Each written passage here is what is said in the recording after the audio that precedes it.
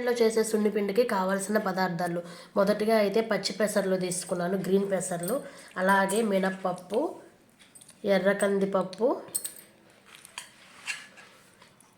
రోజాపూ రెక్కలు ఎండబెట్టుకున్నాను ఒక 1 వీక్ కానీ అట్లాగా, అంటే ఇట్లా పట్టుకుంటే ఇట్లాగా బాగా రోజాపూ రెక్కలు, పసుపు కొమ్ములు తెచ్చి దంచి ఆడించిన పసుపు, మెంతులు, బియ్యం, పచ్చెనగపప్పు. ఇప్పుడు తయారీ విధానం చూసేద్దాం రండి. ఇవన్నీ మిక్సీ జార్లో వేసుకొని ఒక్కసారిగా ఫోర్స్గా గ్రైండ్ చేసుకోవాలి.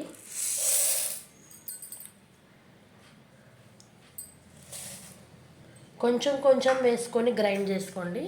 ఒక్కసారిగా వేస్తే అన్నీ గ్రైండ్ అవ్వవు, ఎందుకంటే పప్పులు కాబట్టి వీటిలో ఉన్నాయన్నీ ఒక్కసారిగా గ్రైండ్ అవ్వవు. కొంచెం కొంచెం వేసి గ్రైండ్ చేసుకోండి. ఇలా అన్నీ మిక్సీ జార్లో వేసుకొని మెత్తని పౌడర్ లాగా చేసుకోవాలి.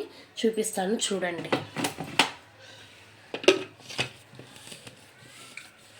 సౌండ్ ఎవరికైనా పడకుండా ఉంటే ప్లీజ్ ఇగ్నోర్ చేయండి ఫ్రెండ్స్.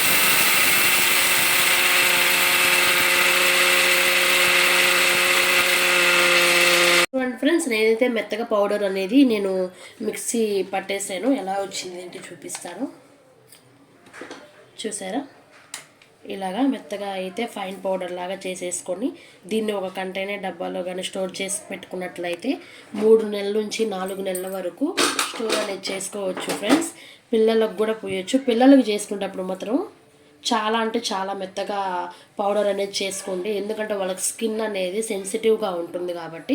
అదే పెద్దవాళ్ళు అయితే కొంచెం బరకున్నా పర్లేదు, స్క్రబ్లో అలా యూస్ అవుతుంది. ఇది ఫ్రెండ్స్ నా స్టైల్లో నేను యూస్ చేసే సున్నిపిండి మీకోసం చూపించేసాను. నచ్చితే లైక్, షేర్, సబ్స్క్రైబ్ ప్లీజ్.